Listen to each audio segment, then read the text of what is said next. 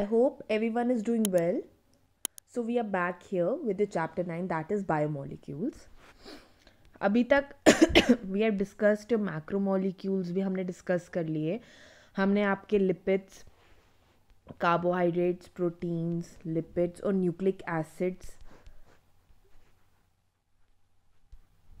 हमने अभी तक डिस्कस किए, राइट.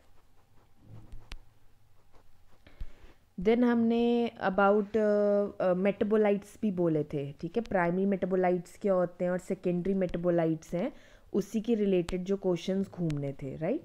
एक ये चीज़ आ गई. And then we have discussed about macromolecules कौन से होते हैं और माइक्रोमोलिक्यूल्स कौन से होते हैं. इनको भी हमने डिफ्रेंशिएट किया था, ठीक है. तो कुछ उसी पे क्वेश्चंस हैं माइक्रोमोलिक्यूल्स या मैक्रोमोलिक्यूल्स पे, ठीक है. We have almost completed, right. हमने RNA, DNA, nucleic acids, blocks, सिर्फ ऊपर ऊपर से ही आपको पता होना चाहिए कितने टाइप के हैं. अगर ग्लूकोज किससे बनता है, ठीक है, फ्रुक्टोज किससे बनता है, सुक्रोज मोनोसैकेराइड है, डाइसैकेराइड है, यही क्वेश्चंस घूम कर आएंगे, राइट. सो आपको इसके बारे में नॉलेज अच्छे से होनी चाहिए. आज we are going to end this chapter, okay. That is your chapter 9, that is biomolecules. Fine. So I hope सबकी अभी तक तैयारी अच्छी चल रही है. प्लीज़ आई रिक्वेस्ट एवरीवन, क्योंकि ये जो चैप्टर्स हैं, राइट, ये थोड़े से कहते हैं एक न्यू, बेसिकली आप एक नई चीज़ सीख रहे हैं एंड ए न्यू लर्निंग है. बिकॉज जो आप 10th तक पढ़ते आ रहे थे, I am repeating again and again in the lectures. Because अगर आप ये वीडियोस नहीं देखेंगे and at the end if you are thinking कि विद इन 1 मंथ ये कंप्लीट हो जाएगा, then you are wrong, okay. It's very difficult कि आप 1 मंथ में इसको कंप्लीट कर पाएंगे, okay. So that is Y I request everyone कि आप साथ साथ चलें. एटलीस्ट फर्स्ट टाइम बहुत चीज़ें होंगी आपको समझ भी नहीं आएंगी, है ना. दैट इज़ वाई जब आप सेकेंड मंथ या थर्ड मंथ पढ़ेंगे तो it will be more easy for you to understand, okay, and even to finish it. This is what I would say, that please इसको पढ़ें. It will be more beneficial for you only, ठीक है. So let's start with it. हमारे कुछ ही questions रह गए हैं, आज उनको डिस्कस करते हैं. Let's finish it, okay. So हमने कहा था what are biomolecules. A, molecules of quantum mechanics. B, molecules of life. C, molecules related to string theory और it is a molecule. So biomolecules क्या हैं? That is a molecule of life, okay. Basically अगर biomolecules के नाम से पढ़ें तो molecule हो गया, बायो क्या हो गया, that is life. So it's a molecule of life, okay. यहाँ से वर्ड से ही पता चल जाता है, ठीक है. नेक्स्ट चलते हैं. What is a percentage weight of a carbon in the earth crust. हमारे अर्थ क्रस्ट में कार्बन का वेट क्या है? It's a micro molecule. Let's see कि इतना वेट क्या होता है. 0.01, 0.3, 0.03 and 0.14.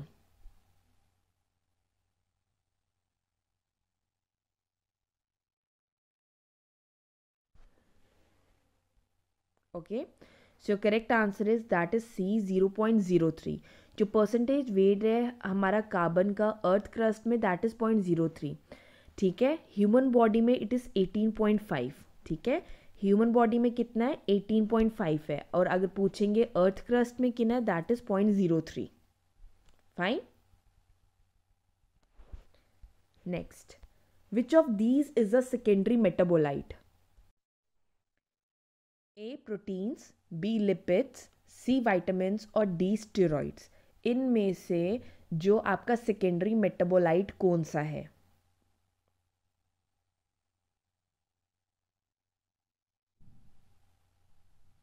Okay. So correct answer is D, steroids.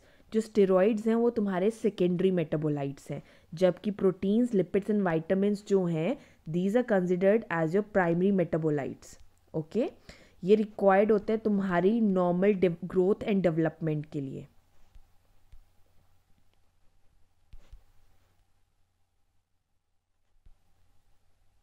Fine. I hope I am clear. So what is the correct answer? Secondary metabolites कौन से आ गए? That is D steroids. Okay, जो बेसिकली आपके प्राइमरी मेटाबोलाइट्स होते हैं और सेकेंडरी होते हैं। जो प्राइमरी मेटाबोलाइट्स होते हैं ये इन्वॉल्व होते हैं तुम्हारे नॉर्मल फिजियोलॉजिकल प्रोसेसेस में, ठीक है, जैसे ग्रोथ एंड डेवलपमेंट के लिए आ गए, ठीक है। वेरिएड कंपाउंड्स होते हैं जो सेल्स या प्लांट्स में पाए जाते हैं, ठीक है, जो सेल ऑफ प्लांट्स और एनिमल्स में पाए जाते हैं,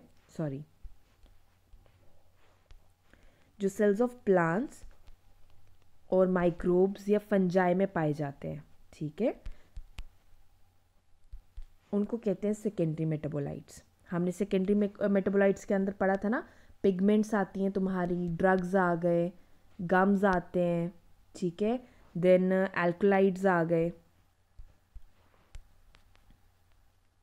एसेंशियल ऑयल्स आते हैं, फाइन, लेक्टेंस, ये सब जो हैं पिगमेंट्स, ड्रग्स, गम्स, ये सब जो हैं जो प्लांट्स से हमें मिलते हैं, माइक्रोब्स या फंजाई से हमें कंपाउंड्स में प्रेजेंट होते हैं, उनको सेकेंडरी मेटाबोलाइट्स कहते हैं, फाइन। चले next, which of these is a pigment, इनमें से पिगमेंट कौन सा है?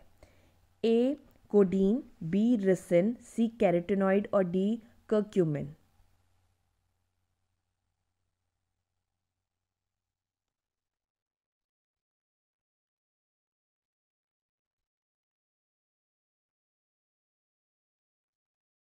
Okay, so your correct answer is, बस ये जो है ना बेसिकली ये तुम्हारे सेकेंडरी मेटाबोलाइट्स हैं, तो आपको सिर्फ इनके बारे में एक एक चीज़ ही याद रखनी है।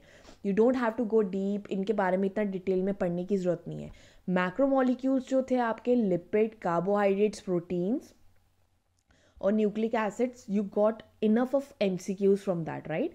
तो उसमें ज़्यादा इंपॉर्टेंट ये सिर्फ मैं ऐड ऑन कर रही हूँ एक एक क्वेश्चन कि अगर आ जाता है you should know about it, ठीक है। तो इनमें से पिगमेंट अगर पूछा जाए कि what is your correct answer, that is C carotenoid, ठीक है। अगर देखा जाए ये सारे जो हैं ये क्या हैं, तुम्हारे सेकेंडरी मेटाबोलाइट्स हैं, ठीक है, जो इकोलॉजिकल प्रोसेसेस में यूज़ होते हैं। ओके, जो तुम्हारा कोडीन है, कर्क्यूमिन जो है वो तुम्हारा ड्रग है, ये भी सेकेंडरी मेटाबोलाइट है। कैरोटीनॉइड जो है वो पिगमेंट है।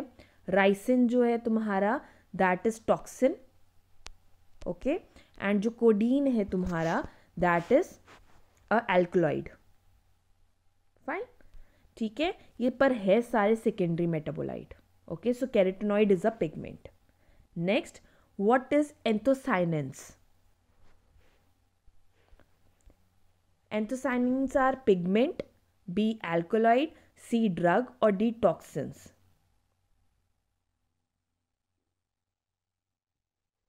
Okay, this is important. Anthocyanins जो है वो पिगमेंट होती है, ठीक है। ये जो है that is a secondary metabolite ही है, ठीक है। Now it is one of the pigment only, और ये रिस्पॉन्सिबल किसके लिए होता है? ये इम्पार्ट करता है colours to the fruits and vegetables, ठीक है। जो पिगमेंट होती है जो फ्रूट्स एंड वेजिटेबल्स को कलर देती है उसको क्या कहा जाता है? एंथोसाइनेंस कहा जाता है। क्या बोलते हैं? Anthocyanins. It is one of the pigment, fine.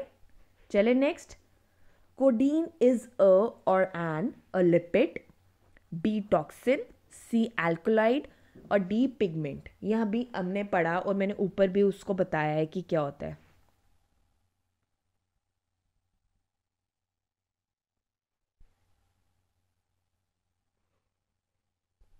So correct answer is C alkaloid. जो कोडीन है वो एक एल्कोलाइड है, ठीक है। ये एज एन एनाल्जेसिक यूज किया जाता है, ठीक है। सिडेटिव होता है to treat the pain, fine. Coughing के लिए एंड डायरिया के लिए यूज किया जाता है, ओके। सो कोडीन क्या है? बेसिकली एक एल्कोलाइड है and this is also a secondary metabolite, fine. चले next, what is the unit of measurement of weight of biomacromolecules? Macromolecules को वेट करने के लिए कौन सा यूनिट यूज किया जाता है? A nanometre, B farad, C angstrom और डी डेल्टन। ये हमने ऊपर भी पढ़ा है and you know it very well.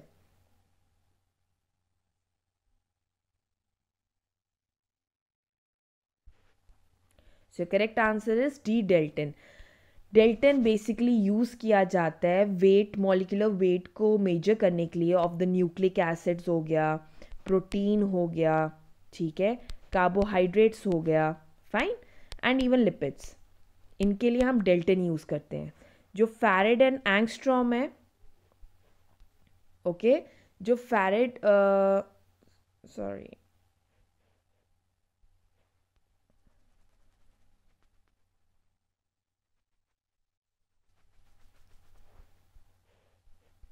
Okay, जो तुम्हारा फैरेड है,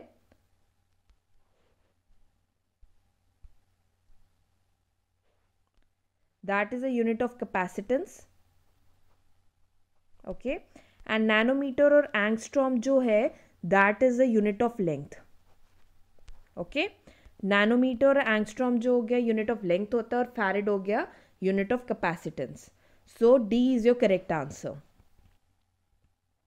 चले next. Which of these compounds do not have a molecular weight greater than 10,000 dalton. तो कौन सा कंपाउंड है जिसका मॉलिक्यूलर वेट 10,000 से ज़्यादा नहीं है? ए लिपिड्स, बी प्रोटीन्स, सी पॉलीसैकेराइड्स और D nucleic acids. Your correct answer is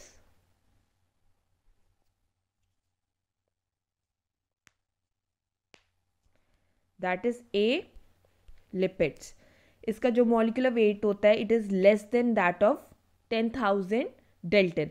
बाकी जितने भी हैं उनका जो मॉलिक्यूलर वेट है that is more than 10,000. That is protein, polysaccharides and nucleic acids. Okay, next. What is the maximum weight of biomolecules? Biomolecules का maximum weight कितना हो सकता है? 800 डेल्टन, 10,000, 1,000 और 5,000.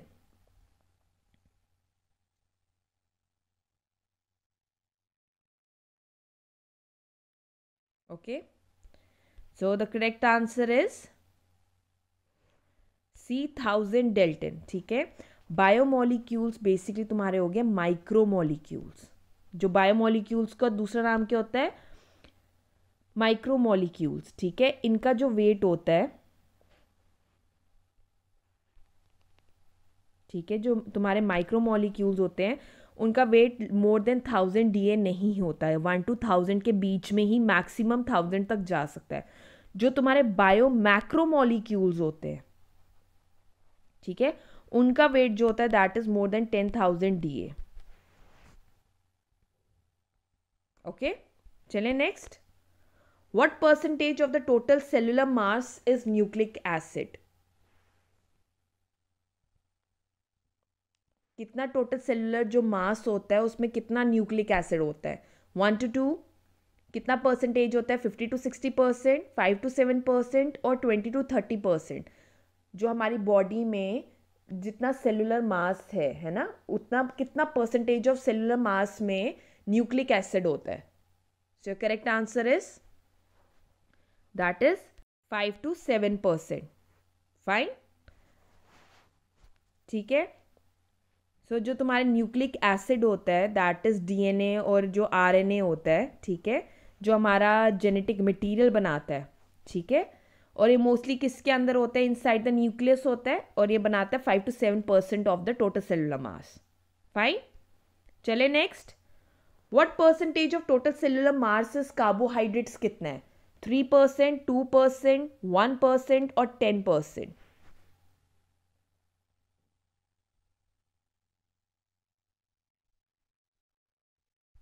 सो करेक्ट आंसर इज A, 3%. 3% जो है वो सेलुलर मास में कार्बोहाइड्रेट का होता है. ये याद कर लो. 2% होता है लिपिड्स का, it takes up the cellular mass. 1% is taken up by various ions and 10% is taken by the proteins. सबसे ज़्यादा प्रोटीन्स लेते हैं. Then is the nucleic acid that is 5 to 7%. Then is carbohydrates, then is lipids and then are ions. Fine, चले next. What is the full form of RuBisCO? RuBisCO की full form क्या है? ये question पूछा जा सकता है. Okay, A ribosome biphosphate carboxylase oxidase, B ribulose bisphosphate carboxylase oxidase, C ribosome bisphosphate carboxy oxygenase, और D ribulose bisphosphate carboxylase oxygenase.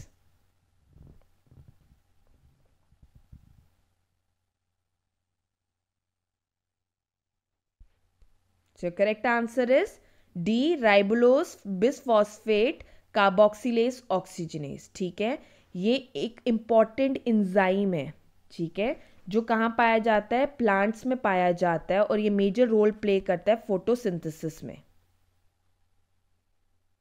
Fine. और ये कार्बन फिक्सेशन में भी इन्वॉल्व होता है, रुबिस्को। ठीक है, चले next.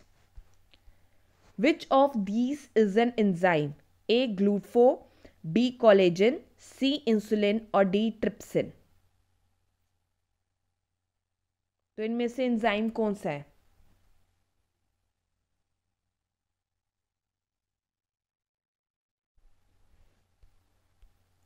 So correct answer is D. जो ट्रिप्सिन होता है वो एंजाइम है जो बेसिकली प्रोटीन डाइजेशन में हेल्प करता है इन स्मॉल इंटेस्टाइन। ठीक है, स्मॉल इंटेस्टाइन में प्रोटीन डाइजेशन में हेल्प करता है, दैट इज ट्रिप्सिन। ओके, जो कोलेजन है वो स्ट्रक्चरल प्रोटीन है। ओके, और जो इंसुलिन है वो क्या है? वो हार्मोन है। एंड ग्लूट4 जो है वो है कैरियर प्रोटीन। फाइन, चले next. Which of these is a hormone? A collagen, B keratin, C insulin और डी ग्लूट4। इनमें से हार्मोन कौन सा है?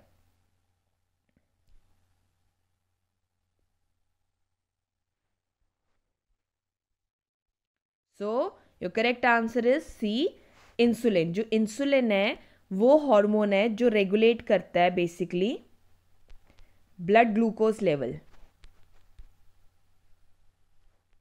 ओके, जो कोलेजन और केराटिन है ये क्या है? ये हैं तुम्हारे स्ट्रक्चरल प्रोटीन्स। फाइन, और जो तुम्हारा ग्लूट4 है वो मैंने बता ही दिया, वो कैरियर प्रोटीन है। ये ट्रांसपोर्ट करता है किसको? ग्लूकोज को सेल्स में। फाइन, चले next. What is the function of antibody? Antibody का फंक्शन क्या है? A, it act as tissue toxin, B, it degrades old erythrocytes, C, it fights infectious agents और D, it helps in growth of the sales.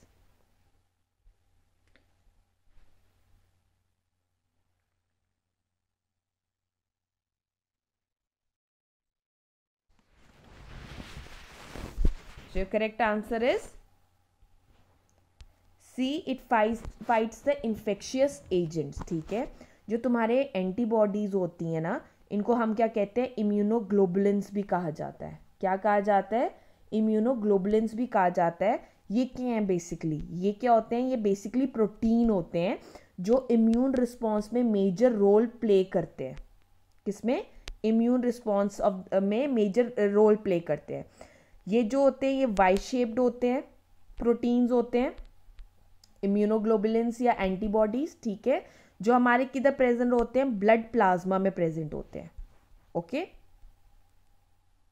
Fine, और ये help करते हैं fight against various pathogens and infectious agents.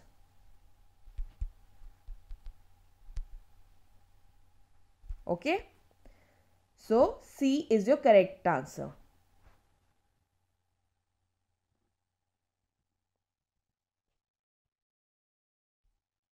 चले next. How many sub units does human haemoglobin contain? जो human का haemoglobin होता है उसमें कितनी सब यूनिट्स होती हैं? A2, B3, C6 और D4।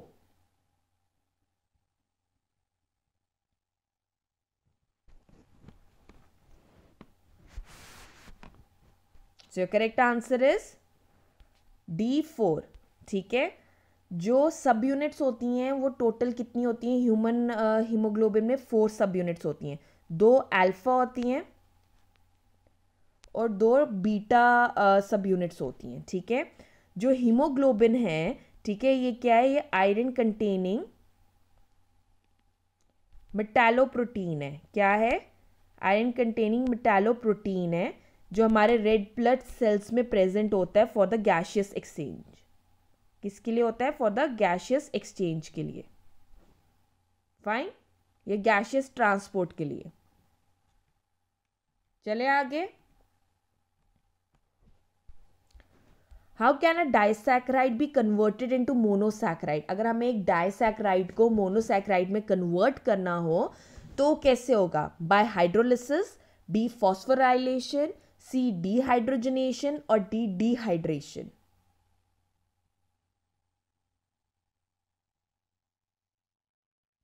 Okay, so correct answer is A, hydrolysis. ठीक है, एक जो डाइसैक्राइड है वो क्या कंटेन करता है? 2 मॉलिक्यूल्स ऑफ किसके?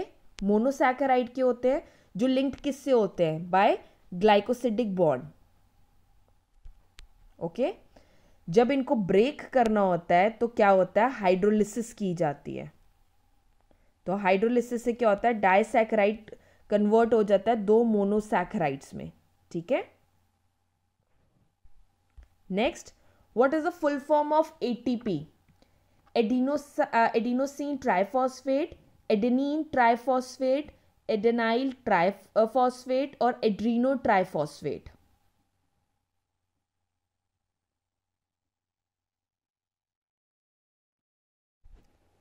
So your correct answer is A, adenosine triphosphate. ठीक है, ये जो होता है ये इसको क्या बोला जाता है? ATP is also known as the energy currency of the cell. और ये सब लिविंग ऑर्गेनिजम्स में मिलता है. Okay, so it is what? It is the energy currency of cell. It can be asked which is the energy currency of cell. ATP, ADP कुछ भी पूछा जा सकता है. So energy currency of cells is adenosine triphosphate. Next, where does glucose get converted to lactic acid in the body? जो glucose है वो lactic acid में कहाँ कन्वर्ट होती है? A, liver, B, skeletal muscle, C, spleen और D, stomach.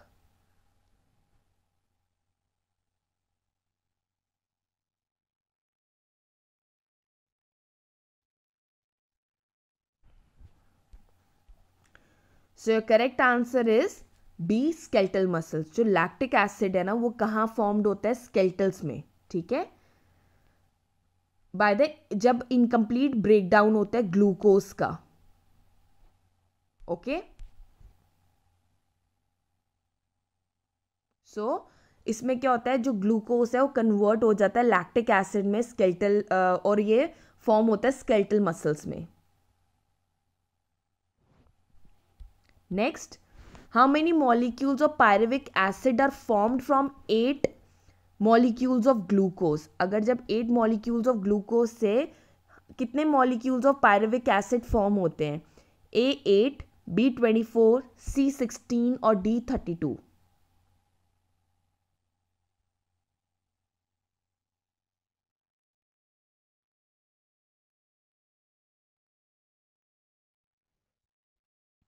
अगर आप साइकिल पढ़ोगे ना, ठीक है, एक मेटाबॉलिक पाथवे है. ठीक है, तो योर करेक्ट आंसर इज 16.